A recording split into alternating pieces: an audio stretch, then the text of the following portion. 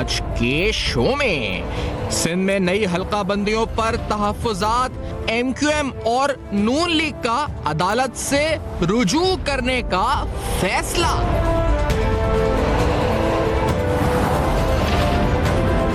इंतखाबात का शेड्यूल चंद रोज में जारी कर दिया जाएगा। चीफ इलेक्शन कमिश्नर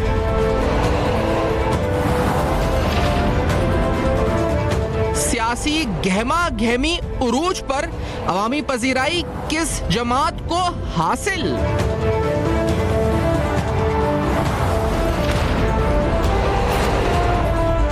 अस्सलाम वालेकुम। पर्दा हक़ाइक़ सनसनी खेज़ इंकशाफ़ात प्रोग्राम बेनकाब में हूँ आपके साथ सिफान खान। मुल्क में इंतखाबी माहौल इस वक्त सरगर्म है और सियासी गर्मा गर्मी अपने उरूज पर है, साथ साथ अफवाहों का बाजार भी गर्म है। आज जो निगरान वज़ीर इत्तलात हैं मुर्तज़ा सोलंकी साहब, उनकी तरफ से एक बड़ा वाज़ेह बयान आया कि 8 फरवरी को ही इंतखाबात होंगे।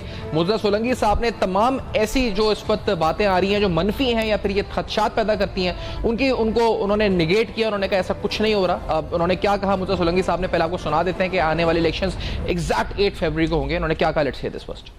जुमेरात 8 फरवरी 2024 को इलेक्शंस होंगे। अब इस सिलसिले में किसी को कोई शक और शुबा नहीं होना चाहिए।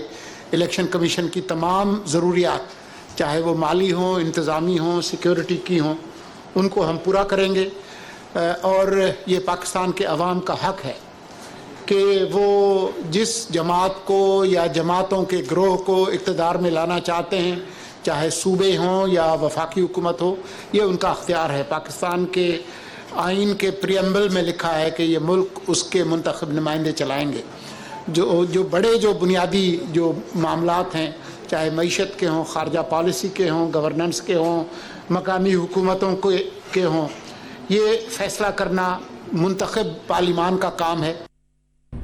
एक बार फिर तमाम उन्होंने खदशात की नफ़ी की। उन्होंने कहा जी इलेक्शन 8 फरवरी को होंगे। इससे पहले हमने आपको बताया कि मौलाना फजल रहमान साहब और दीगर जमातें, कुछ लोग तो पिटिशन लेके भी इलेक्शन कमीशन में जा चुके हैं मौसम की वजह से और सिक्योरिटी रीजंस की वजह से कि इलेक्शंस को मुलतवी हो जाना चाहिए। ये इलेक्शंस के हवाले से साजगार माहौल नहीं है। JUI का वाज़ेह मौक़िफ़ इस पर आ चुका है। साथ साथ हमने देखा कि हल्का बंदियों को लेकर एतराज़ात उठ रहे हैं और अब ये वाज़ेह तौर पर आज नून लीग की तरफ से भी उनके एक इंपॉर्टेंट और स्ट्रॉन्ग लीडर की तरफ से सामने आया। साद रफीक साहब ने अपने हल्के के हवाले से बताया कि उनको अपने हल्के पे होने वाली हल्का बंदी पे क्या एतराज़ात और क्या तहफ्फुज़ात हैं और इन पर वो कितना कंसर्न है। और जो लेवल प्लेइंग फील्ड की बात होती है कि ये टिल्ट है नून लीग की तरफ, उस पर भी उन्होंने कुछ बात की थी कि हकीकत इस है। साद रफीक साहब क्या कह रहे थे, जरा सुनते हैं, लेट्स हियर दिस। ये लेवल प्लेइंग फील्ड का तो ये जो एक ताना दिया जा रहा है, ये एक अजीब सा ताना। हमारे हल्के डिस्टर्ब हो गए हैं। खुद मेरा हल्का, कल मैंने ट्वीट भी किया अपने ऑफिशियल अकाउंट से, मैं एक पार्टी का, अपनी जमात का एक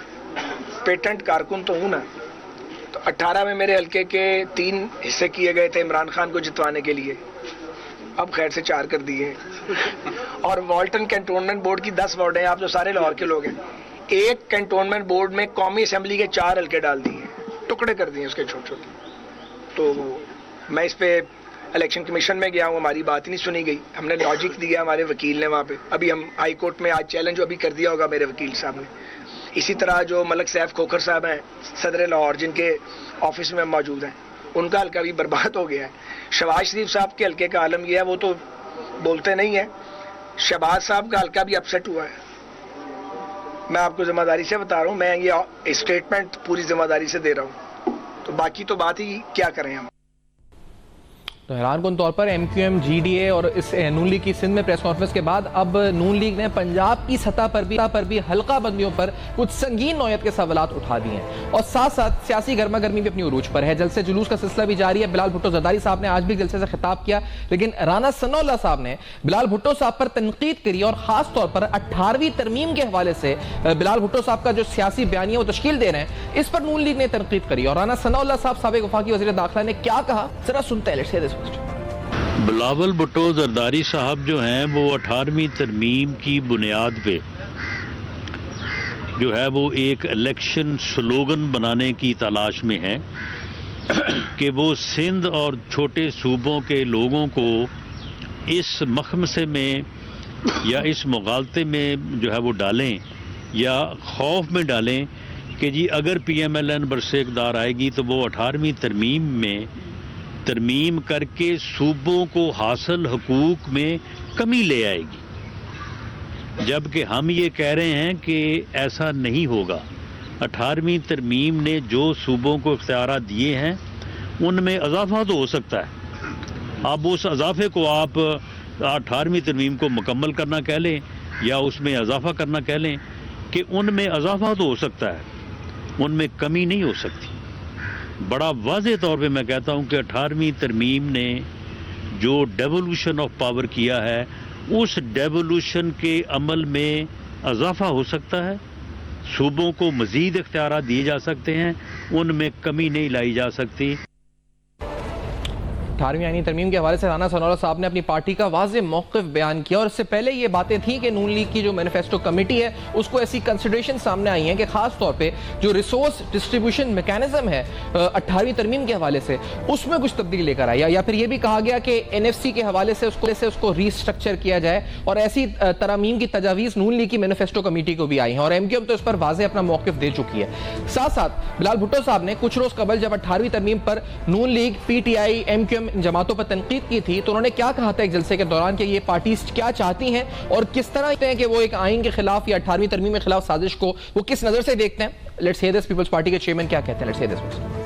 कभी नून लीग नारा लगाता है कि 18वीं तरमीम को खत्म करेंगे, तो कभी PTI नारा लगाता है कि 18वीं तरमीम का हम खत्म करेंगे। इसका मतलब क्या है? 18वीं तरमीम के खिलाफ बोलने वाले कहना क्या चाहते हैं?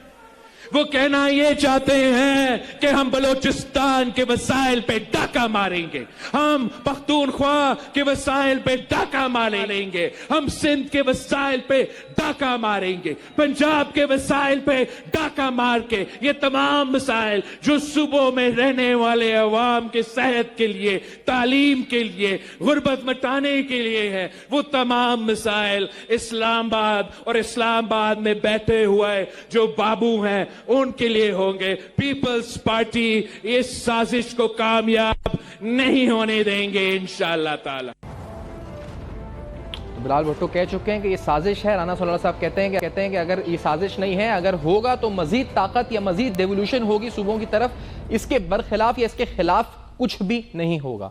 हम आफ्टर दिस ब्रेक आएंगे। मौजूदा सियासी गहमा गहमी, इंतखाबात और साथ साथ 18वीं तरमीम पर हालिया बयान जो पार्टी से दरमियान एक्सचेंज हुआ है, इस पर करेंगे गुफ्तगू। हमारे साथ रहेगा बेनकाब।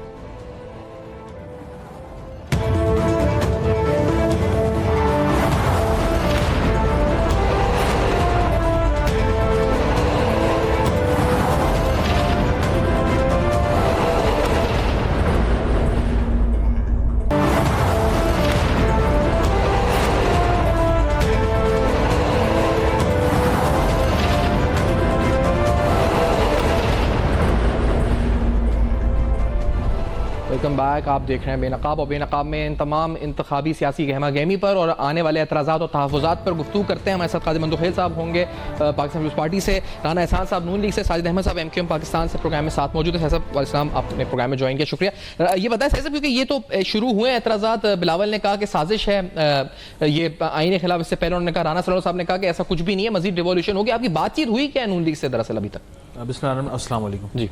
अच्छा देखिए, MQM की जो पाकिस्तान मुस्लिम लीग नून से बातचीत हुई है जी, उसमें MQM का मौक़िफ़ ये है, और MQM एक आइनी तरमीम भी लानी चाहती है, और MQM ने अपना मसवदा तैयार भी कर लिया बाकायदा तौर पर, ये ठीक है ना जी। और इस मसवदे को लेकर MQM पाकिस्तान मुस्लिम लीग नून के पास गई और उनसे कहा कि 18वीं तरमीम के अंदर मज़ीद तरमीम की ज़रूरत है, ठीक है ना।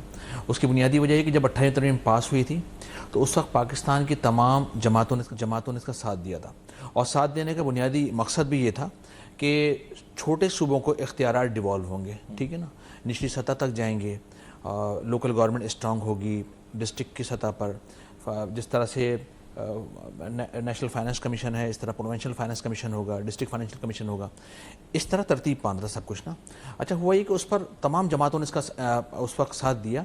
उस वक्त पीपल्स पार्टी गवर्नमेंट थी, और हम ये चाहते थे कि इख्तियारात छोटे सूबों तक जाएँ, जो कि नहीं जा रहे थे। पहले भी वफाक के हाथ में सब कुछ होता था, और वफाक अपनी मर्ज़ी के मुताबिक उन फंड्स पर यूटिलाइज़ करता था, उन फंड्स को इस्तेमाल करता था। और हमने देखा कि माजी के अंदर जो पंजाब में गवर्नमेंट आती थी, तो जब 18वीं तरमीम से पहले तमाम काम जो वर्क होता था और जो डेवलपमेंट ज़्यादातर पंजाब में होती थी, उस पर छोटे सूबों का बहुत ज़्यादा इख्तलाफ था, एतराज़ था।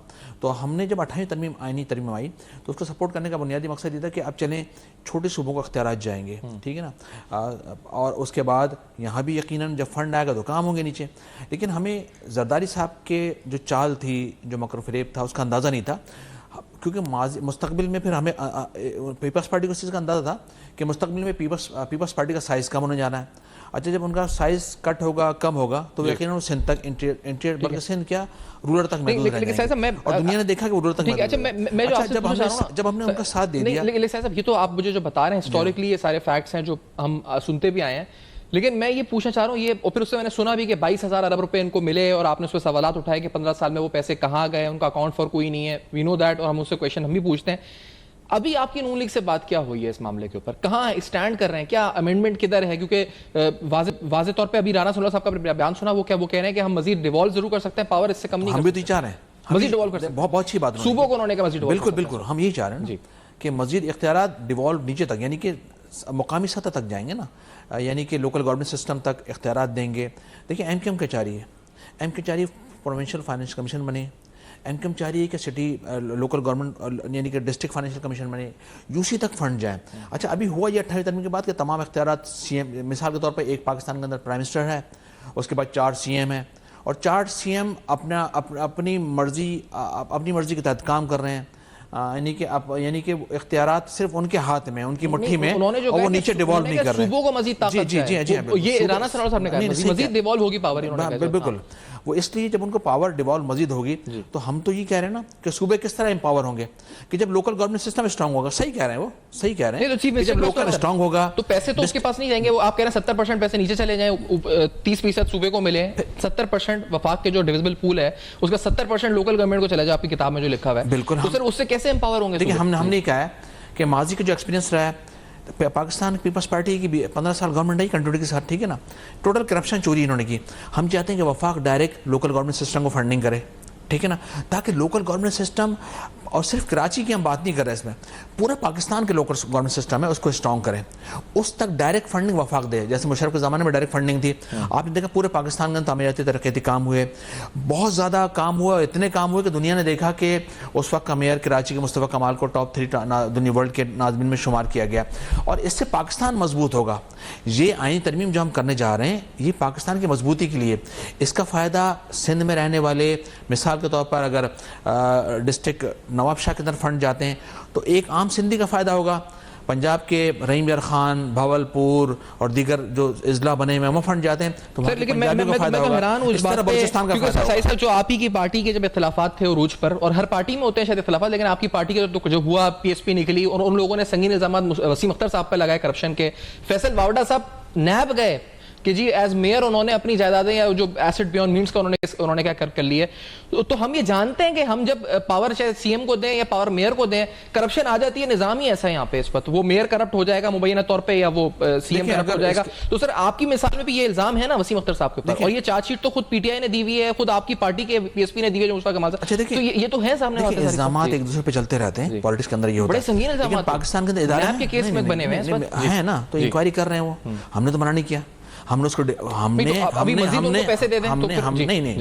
ऐसा नहीं है ना।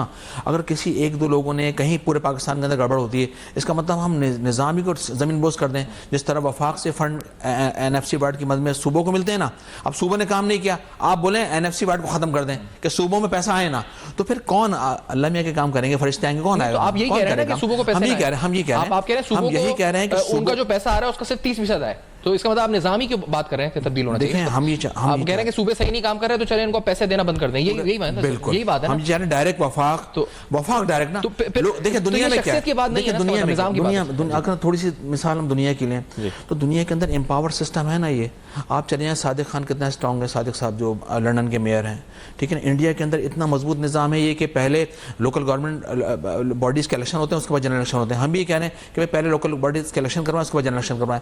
दुनिया के अंदर निज़ाम बहुत मजबूत है और दुनिया इस बुनियाद पर तरक्की कर रही है, ठीक है ना। लेकिन हमारे यहाँ मॉरिशस सिस्टम है, जागीरदाराना वडेराना सिस्टम है। मिसाल के तौर पर पाकिस्तान पीपल्स पार्टी ने 20 साल खूब लूटा, डट के लूटा। इनका जो लूटा हुआ पैसा है ना, ये यकीन करिए सिक्योरिटी रिस्क है पाकिस्तान के लिए भी, इस पैसे का जिस तरह बेदरक इस्तेमाल किया इलेक्शन के अंदर, माजी के अंदर जो डेमोक्रेसी में वहां पे जो है सादिक खान पे करप्शन के इल्जाम नहीं लगे ना, मतलब यहाँ पर अगर हमने मेयर को इख्तियार दिया तो मेयर पे करप्शन के इल्जाम लग गए, सीएम को दिया तो सीएम पे पहले जो नहीं, तो सर यहाँ पे तो मसला ये है कि जिसको मौका मिला उसने हाथ धो लिया ना, तो इस तरह तो मेरे ख्याल में इस तरह फिर पाकिस्तान के अंदर हल है मसले नहीं, फिर इसका हल क्या है? मिसाल के तौर पर पाकिस्तान के अंदर, इसी पाकिस्तान के अंदर ईमानदार लोग नहीं है क्या? इसी पाकिस्तान के अंदर लोगों ने डेवलपमेंट के काम नहीं किए? इसी मुशर्रफ दौर के अंदर इसी पाकिस्तान के अंदर तामीरात तरक्यात काम हुए, कराची नहीं पंजाब के अंदर परवेज इलाही साहब थे, डट के उन्होंने काम किया, उसमें भी दो राय में काम हुआ। दो राय हैं, एक राय है कि अच्छे हुए और कहते हैं लोग अच्छे हुए, बहुत से लोग उस पर भी एतराज करते हैं कि नहीं अच्छे नहीं हुए, होने और कुछ और चाहिए था, अंडरग्राउंड सीवरेज का निजाम नहीं हुआ। अहमद बिलाल साहब भी मौजूद हैं साथ, पिलडाट के सरबराह प्रोग्राम में साथ मौजूद हैं आपकी इस तरमीम पे। अहमद बिलाल साहब बहुत शुक्रिया आपने प्रोग्राम में। ये बताएं कि ये जो बहस है, क्योंकि आज भी राना सनाउल्लाह साहब ने कहा कि पीपल्स पार्टी एक नैरेटिव बना रही है, छोटे सूबों को ये दे रही है कि एक अजम्पशन, एक मफरूजे पे कि जैसे सूबों के इख्तियारात छीन लिए जाएंगे। 18वीं तरमीम पर जो बहस हो रही है, आप इसको कंस्ट्रक्टिवली देखते हैं या इट इज ओनली पॉलिटिक्स, और क्या इसका नतीजा अच्छा निकलेगा आपके नजदीक या बुरा? अहमद साहब बहुत शुक्रिया। इस वक्त जेर बहस नहीं है। 18वीं तरमीम में जो चीजें हो चुकी हैं, अब जरा उससे आगे बढ़ना चाहिए जी। वहां पे इख्तियारात की तकसीम जो है वो मरकज से सूबों तक आकर रुक गई है, तो ठीक है, अब सूबों से आगे जो मकामी सतह पे इख्तियारात की तकसीम है वो होनी चाहिए। उस पे सिर्फ एक छोटा सा पैराग्राफ लिख दिया गया था लोकल गवर्नमेंट के बारे में कि इनको एक बाइख्तियार मकामी हुकूमतें बनेंगी जिनको माली इख्तियारात भी होंगे और इंतजामी इख्तियारात भी होंगे, लेकिन वो मटीरियलाइज नहीं हुआ। 10 साल हो गए, इसका मतलब 10 साल से ज्यादा हो गए। इसका मतलब यह है कि अब नई तरमीम की जरूरत है जिसमें इस बात को यकीनी बनाया जाए कि अब सूबों से जो इख्तियारात है वो मकामी सतह पे भी जा सके, क्योंकि लोगों को फायदा तो उन्हीं इख्तियारात का होगा जो मकामी सतह तक चले जाएंगे। वरना सूबा पे आके रुक गए तो उससे आम आदमी को, जिसके 80% मामला तो मकामी सतह पे होते हैं, वो फायदा नहीं होगा उनको। ठीक है। अच्छा अहमद साहब ये बताएं, क्योंकि दो बातें हैं। एक तो ये है कि जो रिसोर्स डिस्ट्रीब्यूशन मैकेनिज्म है उसको मतलब जो है वो चेंज कर दिया जाए या उसके अंदर तब्दीली लेकर आ जाए, यानी जो स्ट्रक्चर है 70% सूबे को जाता है तो वो चेंज करके उसका 70% लोकल गवर्नमेंट तक चला जाए, 30% प्रोविंस के पास आए, या फिर एक ये है कि पूरा एनएफसी रीस्ट्रक्चर हो जाए। तो आप क्या समझते हैं, अगर चेंज हो तो क्या चेंज हो? पूरा रीस्ट्रक्चर हो जाए एनएफसी अवार्ड, या क्या सिर्फ resource changing mechanism, distribution mechanism change हो जाए? क्या चेंज हो? नहीं, ये जो परसेंटेज जो मकामी हुकूमतों को मिलना चाहिए ये उस आईनी तरमीम के अंदर होना चाहिए। अच्छा, जो हम आईनी तरमीम जिसके बारे में मैं कह रहा हूँ कि वो प्रपोज कर रहा हूँ कि होनी चाहिए, एमकेएम ने भी की है, उसके अंदर जुजियात में आप मुख्तलिफ आरा रख सकते हैं, लेकिन जो अब तरमीम हो उस तरमीम के अंदर मकामी हुकूमतों का कितने % शेयर होना चाहिए ये उसी तरह तय हो जाना चाहिए जिस तरह आइन के अंदर मरकज और सूबों के दरमियान जो तकसीम है वो तयशुदा है। ये अलबत्ता उसकी तफसीलात फिर मजीद वो प्रोविंशियल फाइनेंस कमीशन में होंगी, लेकिन फिक्स्ड होगा वो कितने % मकामी हुकूमतों को मिलेगा, लेकिन किस जिले को कितना मिलेगा, किस जिले को किस क्राइटेरिया के बुनियाद पर मिलेगा, उसका क्राइटेरिया जैसे नेशनल फाइनेंस कमीशन में बना हुआ है उसी तरह का एक क्राइटेरिया सूबाई फाइनेंस कमीशन के अंदर भी बनाना पड़ेगा। ठीक है। अभी जो करंटली है कि 57.5% of the federal divisible pool जो है प्रोविंसेस को जाता है, फिर जो बचता है उसका डिफेंस, डेट सर्विसिंग और दीगर चीजों पे वफाक अपने डेवलपमेंट पे खर्च करता है। तो राइट नाउ ये जो 57.5% है ये शेयर वही रहे, या इसमें भी कोई तब्दीली आ जाएगी? ये 50, क्योंकि वफाक भी तो ये कह रहा है कि हमारे पास कुछ नहीं बच रहा, हम सारा कर्ज में दे रहे हैं डेट सर्विसिंग में। देखिए, ये अब इस पे अगर बहस करेंगे तो ये एक और ज्यादा कॉम्प्लिकेटेड हो जाएगी कि उसको भी कम ज्यादा किया जाए जी। उसके ऊपर अलग बहस है, लेकिन इसका अगर एक शेयर, एक सिग्निफिकेंट शेयर लोकल गवर्नमेंट के हवाले कर दिया जाएगा तो फिर शायद ये बहस जरा खत्म हो जाएगी कि ये सूबों के पास ये शेयर जो है इसे कम या ज्यादा होना चाहिए। लेकिन उसके लिए हमारे महसूलात की आमदनी बढ़ेगी तो शायद ये बहस कम हो जाएगी कि सूबों का शेयर बहुत ज्यादा चला गया है, मरकज के पास कुछ होता नहीं है। ये एक अलग सी बहस है, लेकिन मेरे ख्याल में इसको कम करना इस वक्त जरा अमली तौर पर मुश्किल होगा। मकामी हुकूमतों को शेयर दे दिया जाए, यही बड़ी बात। अच्छा, और अहमद साहब अभी मुझे बताएं फिर, क्योंकि अभी जो इस पर बयानबाजी हो रही है वो उसको फिर आप किस नजर से देखते हैं? क्योंकि ये एक तो तरमीम है जो प्रपोज हुई है, और दूसरी बात कि नून लीग ने कहा कंसिडरेशन में है उनके, पीपल्स पार्टी कह रही है कि ये जो है ये आइन के खिलाफ साजिश है, ये डिक्टेटर के मामलात हैं, मुशर्रफ ने किया था, ये उसकी बुक से निकला है, ये तो ये इसको डिक्टेटर से जोड़ना ये दुरुस्त है या ये गलत है या ये सियासत है, क्या है आपके नजर में अहमद साहब? नहीं, इस वक्त मेरे ख्याल में PMLN ने तरदीद कर दी है कि वो आईनी कि वो 18वीं तरमीम के बारे में कोई तब्दीली के हक में नहीं है, और इस वक्त कोई ज़ेर बहस नहीं है बात। और ये वाकई इस वक्त ये बिल्कुल बेवक्त की रागनी है।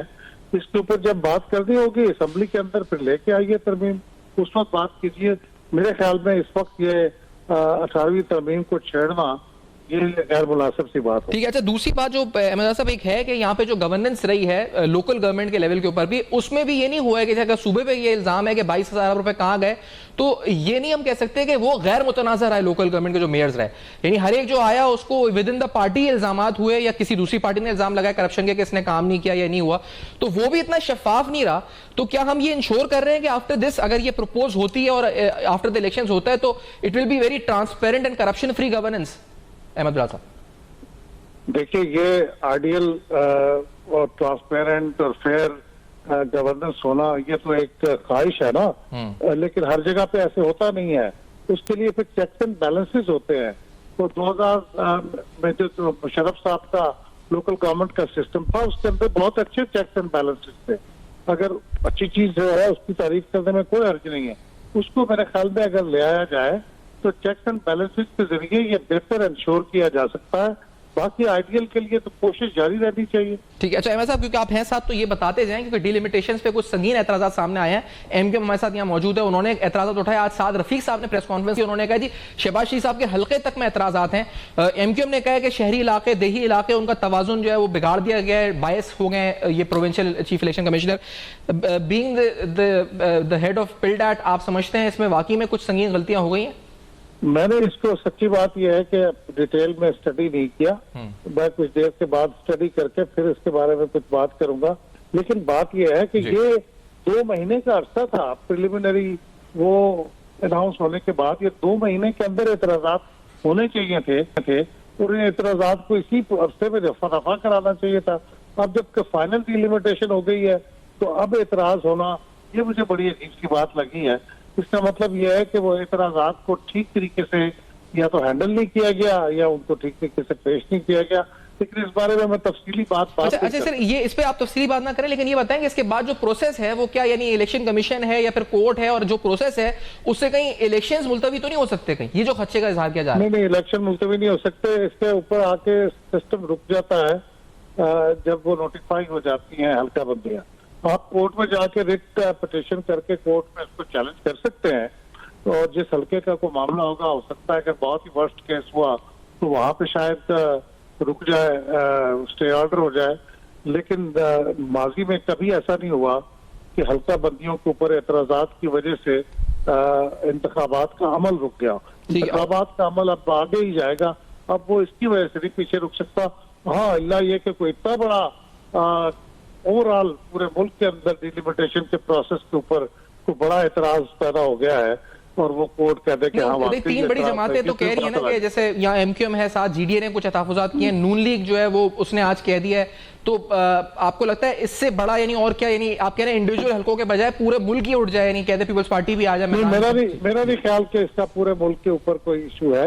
ये एतराजात किए जाते हैं, कुछ सियासी एतराजात होते हैं, कुछ वाकई होते हैं। लेकिन ये कि 2 महीने के अंदर इन एतराजात के ऊपर जो शोर अब मचाया जा रहा है वो 2 महीने पहले मचाया जाना चाहिए। ठीक है। और अहमद साहब, ये मुझे बासी आपके कॉलम आया था रिसेंटली, आपने उसमें जो इंट्रा पार्टी इलेक्शन का जिक्र किया था उसमें, और आपने लिखा था कि अब तैयारी पकड़नी चाहिए पार्टीज को शायद, क्योंकि जो उनका स्क्रूटनी मैकेनिज्म है इलेक्शन कमीशन का वो उनको पॉलिटिकल फाइनेंस विंग है, और उसमें जिक्र ये भी था कि वो कैंडिडेट्स की जो स्क्रूटनी है एसेट एंड लायबिलिटीज या टैक्सेशन की, वो बड़ी जांच पड़ताल सख्त हो जाएगी। वो क्या होने क्या कैंडिडेट्स को क्या तैयारी करनी चाहिए? क्या ये तलवार 62-63 वाली का जिक्र आप कर रहे हैं? क्या ये स्क्रूटनी किस तरह से होगी? है जी, ये 62-63 की बात नहीं है। जो कैंडिडेट अपने अखराजात के गोशवारे जमा कराते हैं जी, और हमारे इलेक्टेड मेंबर्स हर साल अपनी लायबिलिटीज और एसेट्स के गोशवारे जमा कराते हैं, और सियासी जमातें भी अपनी इंतखाबी मुहिम के अखराजात और आमदनी वो जमा कराती हैं। तो ये सारी चीजें जमा होती हैं, उसकी सिर्फ जांच पड़ताल माजी में नहीं होती रही, आपको मेरे ख्याल में हो।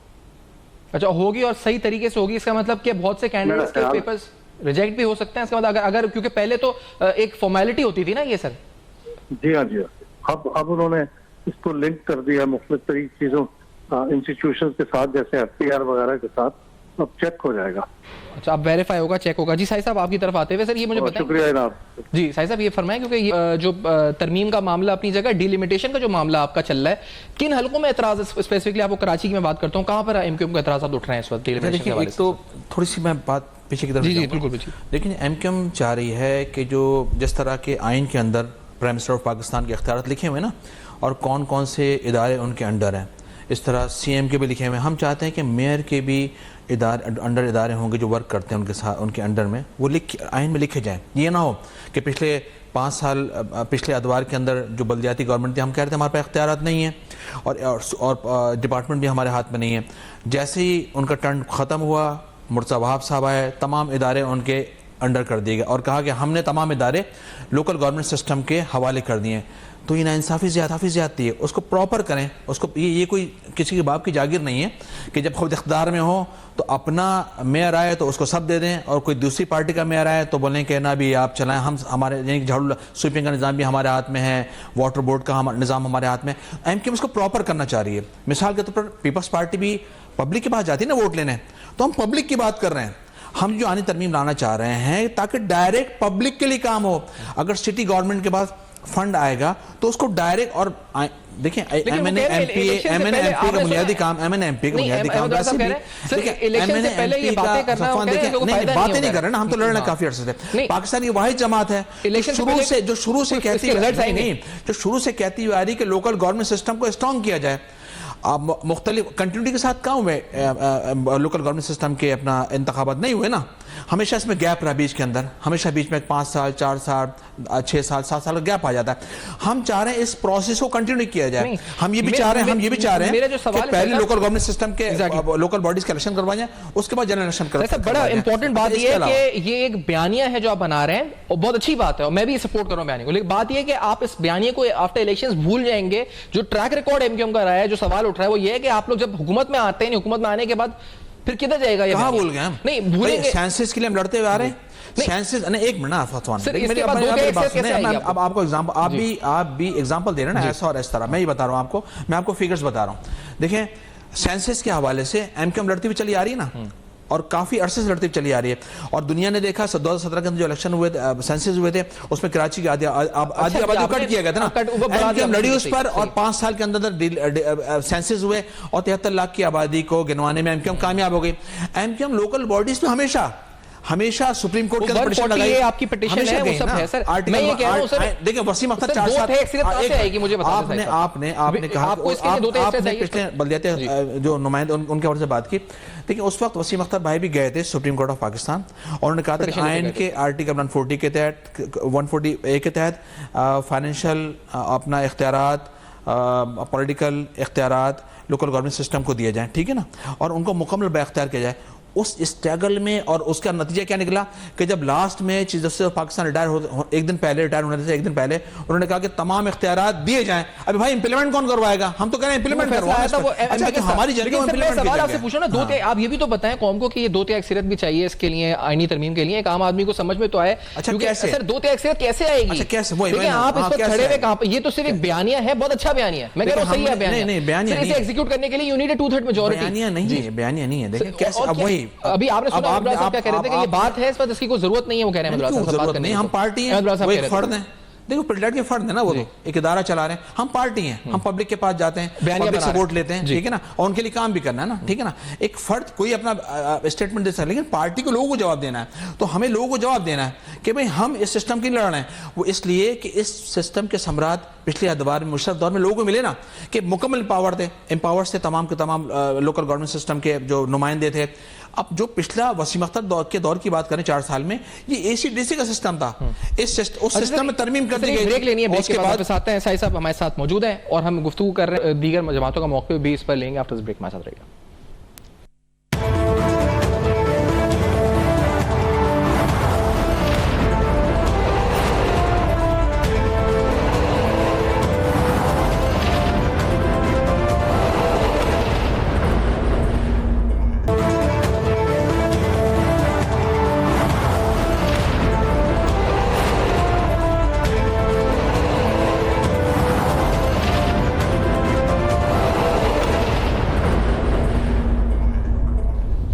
Welcome back. आप देख रहे हैं बेनकाब, और बेनकाब में अहम तरीन सवालात इलेक्शन, सियासी गहमा गहमी, 18वीं आईनी तरमीम पर गुफ्तगू हो रही है। डिलिमिटेशंस पर जैसे हमने आपको बताया कि साद रफीक साहब ने भी कुछ एतराज़ उठाए। सिद्दीक अल फारूक साहब सीनियर रहनुमा नून लीग के प्रोग्राम में साथ मौजूद हैं। सिद्दीक अल फारूक साहब, आप फरमाइएगा सर कि डिलिमिटेशंस को लेकर यहाँ मुत्तहिदा कौमी मूवमेंट ने एतराज़ात उठाए। आज साद रफीक साहब ने अपने हल्के का जिक्र किया, उन्होंने शहबाज शरीफ साहब के हल्के का भी जिक्र किया। ये एतराज़ात, इसकी वजह क्या रही है और साथ में इसका हल आपको क्या लगता है, और कहीं ये इलेक्शंस पे और उनकी टाइमिंग पे इम्पैक्ट तो नहीं डाल सकते? सिद्दीक अल फारूक साहब जी, बिस्मिल्लाहिर्रहमानिर्रहीम। देखिए, ये बहुत इन टाइम हल्का बंदियां जैसी भी हुई हैं, हो गई हैं जी, उन पे अपीलें भी आई हैं। अगर कहीं एड्रेस नहीं हुई तो आगे हाई कोर्ट में भी लोग जाते हैं। लेकिन हमें ये यकीन है कि इंशाअल्लाह इलेक्शन इसके बावजूद 8 फरवरी को होंगे, और ये जितने भी एतराज़ात ये जायज़ हैं। अब साद रफीक साहब, अब शहबाज शरीफ साहब जो एतराज़ हल्का बंदी पे उठाएंगे, कहीं कोई ऐसा मसला होगा। मैं तो यहाँ इस्लामाबाद में हूँ ना, मुझे एग्जैक्ट तो नहीं पता, लेकिन अगर कोई जेन्युइन काज ना हो तो हम लोग तो एतराज़ नहीं उठाएंगे। कोई एतराज़ होगा और हमें उम्मीद है हमारा जायज़ एतराज़ जो है वो एड्रेस पे हो जाएगा। जिस का जायज़ एतराज़ होगा वो एड्रेस हो जाएगा। इलेक्शन इंशाअल्लाह अपने वक्त पर होंगे। ठीक है। और आज सिद्दीक फारूक साहब, हमने अभी सुनाया भी कि राना सनाउल्लाह साहब ने कहा कि 18वीं तरमीम पर जो बात हो रही है, बिलावल भुट्टो साहब एक नैरेटिव ऐसा बना रहे हैं जिससे लग रहा है कि सूबों के शायद हक छिन जाएगा या आइन के खिलाफ कोई साजिश हो जाएगी, और नून लीग हरगिज़ ऐसा नहीं चाहती। नून लीग आखिर 18वीं आईनी तरमीम या जो आईनी तरमीम डिस्कस हो रही है इस वक्त, इन पर मौक़िफ़ रखती क्या है? क्या तब्दीली होनी चाहिए, इनमें नहीं होनी चाहिए, अंडर कंसिडरेशन है, कुछ प्रपोजल्स हैं, क्या है नून लीग की तरफ से मौक़िफ़? सिद्दीक फारूक साहब, देखिए, इससे पहले भी आइन में मुख्तलिफ तरामीम, इलेक्शन लॉज में तरामीम, इस पे बात हुई। PTI हुकूमत के दौर में उनके वजीर कानून ने राब्ता भी किया, फिर वो उस पे काम उन्होंने नहीं किया।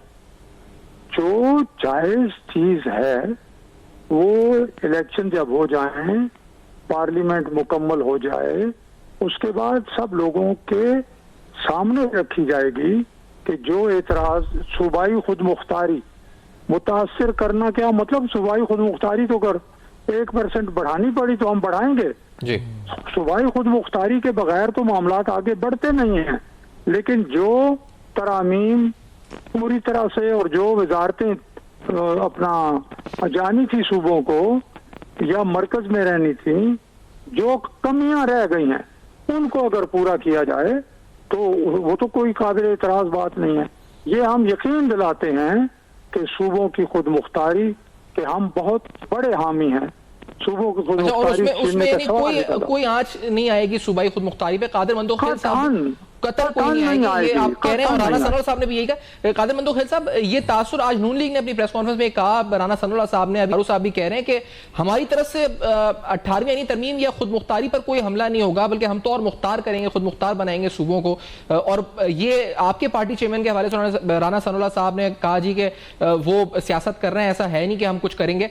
आपको अश्योरेंस है ये, आर यू श्योर कि ये नून लीग जो कह रही है अब बाकी में कोई तब्दीली नहीं आएगी आइन में, और ये मजीद एम्पावर करेंगे प्रोविंशियल गवर्नमेंट्स को? मंदोखेल साहब, आप मुझे ये बताएं कि जो 18वीं की क्या उसने नहीं की, आप बताएं नून लीग थी कि नहीं की? नून लीग थी तो आज कौन से मुआहदे के तहत 18वीं तरमीम डाल रहा है?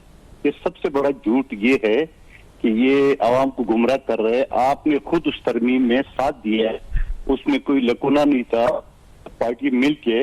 आज फिर क्या हुआ, किसके इशारे पे आप 18वीं तरमीम बंद कर रहे हैं? आप एमकेएम से जो मुआहदा कर रहे हैं वो भी है, क्योंकि 16 महीने पहले जब आपके शहबाज आजम थे, आपने मुआहदा किया था, क्या उसमें एक शिक पे आपने अमल किए? और आप फिर उनको गुमराह करने के लिए फिर दोबारा जो ना मुआहदे किए और उनको लारे लेके दे रहे, और कि हमने सीटें बढ़ा दी, ये बढ़ा दी। भाई क्या बढ़ा दी आपने? वो तो आबादी ऑटोमेटिकली बढ़ गई है, और अभी भी मेरे साथ आदमशुमारी नहीं है, तो एमकेएम इस पे क्यों खुश है? या अगर ये बैठे हुए या ना साजिद साहब ये बता दे कि आदमशुमारी सही हुई है, कराची की एक सीट बढ़ गई। भाई कराची की आबादी कहाँ तक पहुंच गई? 3.5-4 करोड़ आबादी है कराची की, उसके लिए ये सीट काफी है क्या?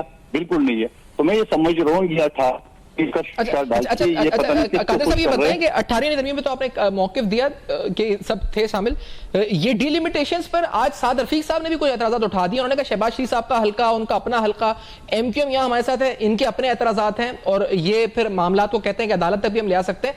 पीपल्स पार्टी डीलिमिटेशन से मुतमईन है, उसको कोई एतराज़ है या नहीं है? मुंतखिल साहब देखिए, हमें बिल्कुल एतराज़ है। हमारी सारी दरखास्तें रिजेक्ट हो चुकी है, मेरी दरखास्त रिजेक्ट हो चुकी है, हमारी दूसरे साथियों की रिजेक्ट हो चुकी है। उसके बावजूद हम ये कहते हैं कि ठीक है, जाने दो, क्योंकि मुस्लिम लीग नून कोई एक बात कर रही है, वो सिर्फ इलेक्शन के इल्तिवा का एक बहाना ढूंढ रही है। आप डीलिमिटेशन पे आप एतराज करेंगे, फिर वो हाई कोर्ट में चलेगा, वहां आपको मतलब का फैसला नहीं आएगा, फिर उसके बाद आप सुप्रीम कोर्ट जाएंगे। तो मतलब ये है कि आप इलेक्शन के इल्तिवा जा रहे हो। सुप्रीम कोर्ट के चीफ जस्टिस ने, इलेक्शन कमीशन ने, सदर पाकिस्तान ने जो 8 फरवरी मेरे हिसाब से वो भी वायलेशन की 90 डेज के अंदर, 6 नवंबर से पहले होना चाहिए। अब मजीद इल्तवा का शिकार का मतलब ये है। अच्छा, भी मेरे ये आप समझते हैं कि इलेक्शन मुलतवी करने की साजिश है इसका मतलब, अगर ये बिल्कुल दूसरी बात जो आपने दरख्वास्त दी थी वो किस, क्योंकि जो आपके अपने हल्के से मुताल्लिक थी, क्योंकि ये भी बल्दिया पर आपका भी MQM का भी तहफ़्फ़ुज़ात है ना, बल्दिया पे आपने भी, तो क्या उसी वेस्ट के इलाके के, कराची वेस्ट से मुताल्लिक है आपके जो एतराज़ात थे? मेरे जो थे वो डिस्ट्रिक्ट के हल्का मुस्तफा के वो हल्का था। फिर मैंने एतराज ये किए, अभी मैं आपको बताऊं, छोटा सा मिसाल दूं, यह है नेवल कॉलोनी है, कंपाउंड जी, वो कंपाउंड के अंदर पूरा का पूरा ना वो 243 में है, उसके 3 वो मेरे साथ है, यानी 242 में है। तो मेरे तो एतराज ये था, पूरे कंपाउंड के अंदर 3 गए तो मुझे दिए, बाकी दूसरे हल्के के दिए, कुछ तो सब डिवीजन, मेरा पूरा हल्का एक सब डिवीजन से। अच्छा, एक नेवल कॉलोनी के कंपाउंड के अंदर 3 गलियां आप कह रहे हैं कि आपको मिल गई और बाकी दूसरे हल्के में चली गई?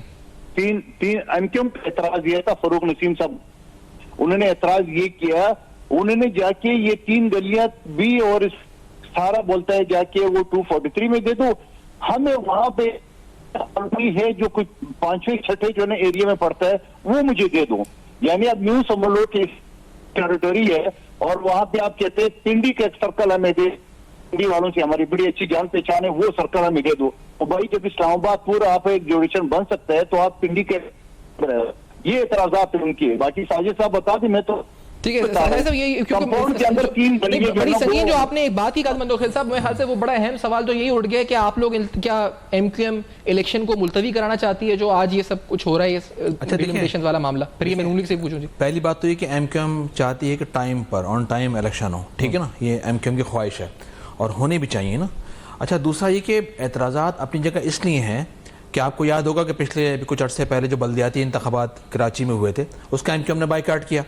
उसकी बुनियादी वजूहात क्या थी? उसकी बुनियादी वजूहात ये थी कि उस वक्त 56 UCs पाकिस्तान पीपल्स पार्टी ने इस तरह डिलिमिटेशन की करवाई थी यहाँ की, कराची की, ताकि कराची की मेन आबादी जहाँ MQM के वोटर सपोर्टर हैं उनको काट दिया जाए और दूसरी आबादी को उसमें ऐड बैड कर अपना मेयर लाने की गेम था उसमें। मिसाल के तौर पर औरंगी में एक UC 90,000 में बनाई गई, शाह फैसल की एक UC को उठाकर बलीर में डाल दिया गया, ठीक है ना।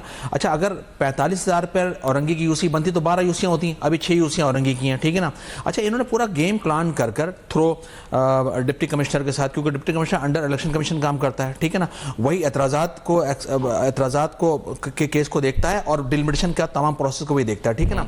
अच्छा, इन्होंने उस वक्त ये गेम किया कि कराची की जो UCs को कट किया उसको और उसको अपने मलतब का बनाकर, और अब क्योंकि सिंध में इनकी हुकूमत थी उस वक्त, वज़रा, police, ACDC A to Z पूरा सिस्टम इनके हाथ में था पूरा का पूरा। इन्होंने उस वक्त इलेक्शन करवा कर हम इस चाल को समझ गए और MQM ने उसका बाइकाट किया।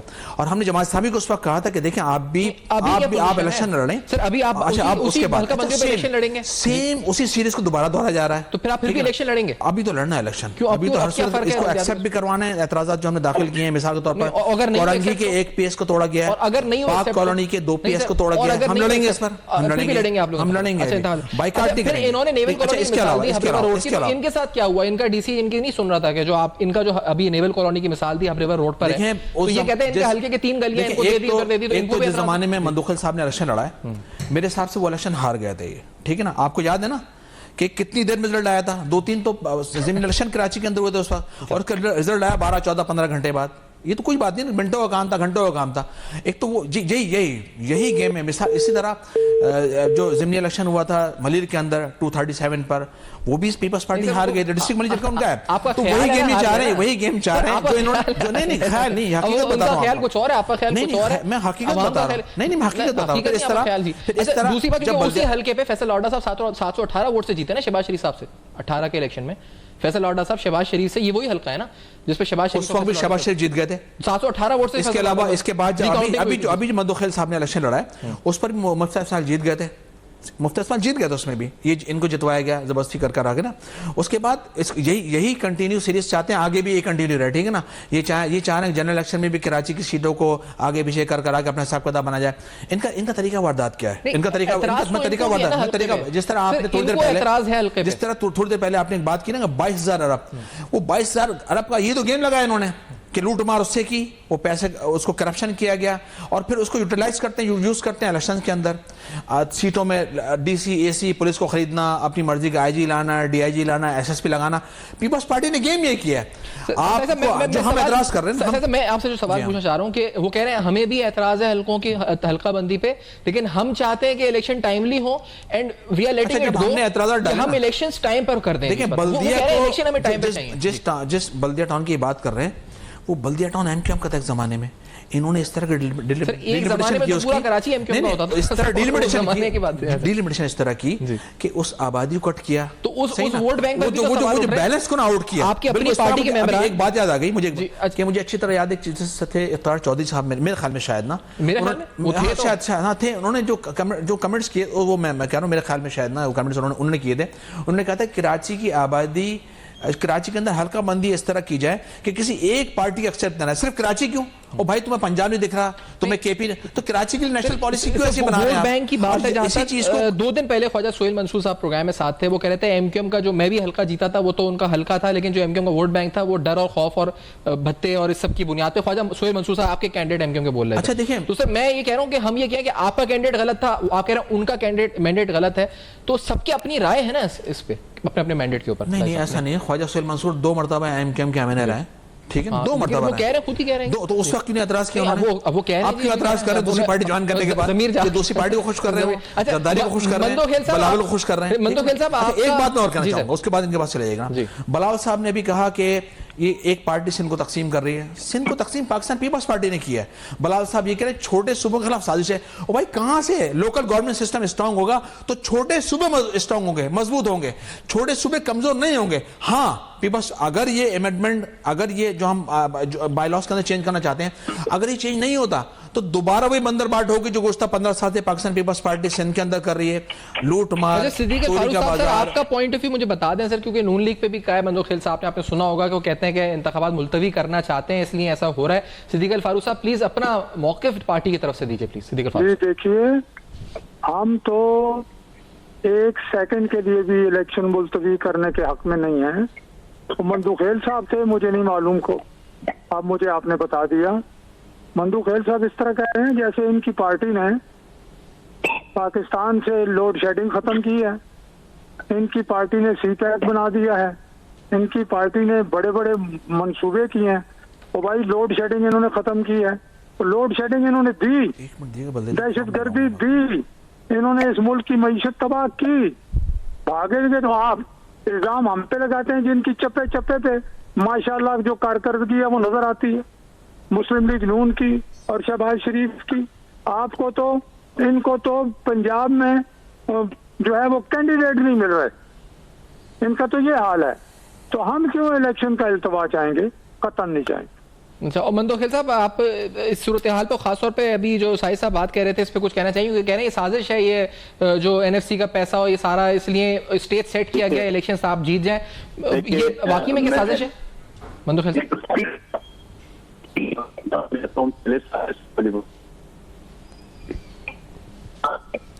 जी मंदोखेल साहब, सर सिग्नल्स का जी जी तो 5 नंबर पे आए थे, 5वें नंबर पे आए थे। आवाज आ रही मेरी? जी जी जी मंदोखेल साहब, आपके इलेक्शन पे बात हुई है प्लीज, आवाज आ रही है जी जी जी। वो साजिद साहब जो मुफ्ती इस्माइल की पहले का हल्का हमारे मुफ्ती इस्माइल जीत चुका था। भाई आप मुफ्ती इस्माइल को छोड़ वो पूरे पीडीएम में आ चुके। तो आप तो 5वें नंबर पे आया, जरा आपका कमाल खड़ा हुआ है 5वें नंबर पे, पहले मुस्लिम को भेजा है, मुस्तफा कमाल को चौथे नंबर पे छोड़ा, फिर ये मुस्लिम लीग नून का सारे नंबर है। बात तहरीक फारूक से जरा ये पूछे कि 16 महीने में आपकी शरीफ क्या किया, जरा अपने कारकर्दगी बता दे। आप बता रहे हो 1965 की कारकर्दगी, उससे पहले एटम बम किसने लाया? शहीद जुल्फकार अली भुट्टो लाया था। मिसाइल टेक्नोलॉजी कौन लाया था? बीबी शहीद लाई थी। 18वीं तरमीम कौन लाया था? आसिफ अली। आपने क्या किया? आप देखिए, ये एटम बम वो लाए, चलिए ये रॉकेट वो लाए, जहाज वो लाए, उससे पब्लिक का फायदा तो नहीं हुआ ना। पब्लिक तो रो रही है, पब्लिक गरीब है, पब्लिक के पास पीने को पानी नहीं है, पब्लिक के पास बसेस नहीं है, पब्लिक के पास रोड नहीं है, पब्लिक के पास अंडरपासेस नहीं, ब्रिजेस नहीं है। तो ये तमाम चीजें एमक्यूएम जब बात करी ना, वो लोगों की बात करी, ये तमाम चीजें उस वक्त पूरी होंगी जब लोगों तक इख्तियार रहेगा। उसका वाहिद तरीका ये एमक्यूएम जो आइन तरमीम लानी जा रही है, उम्मीद करते हैं इसको पास हम करवाएंगे और उसके बाद लोगों तक जाएंगे, लोगों तक तमाम फैसिलिटीज जाएंगे। यकीनन इसके सम्राट मुशर्रफ दौर में लोगों तक आए। प्रैक्टिकली आप जो है इस पर कुछ करेंगे, इसके बाद जब इसके बाद प्रैक्टिकली इस पे कोई मूव हो। शाहिद अहमद साहब बहुत शुक्रिया आपका, मंदो खेल साहब, सिद्दीक फारूक साहब बहुत शुक्रिया, फीडबैक दीजिएगा, जरूर देखते रहेगा। अब तक बहुत ख्याल।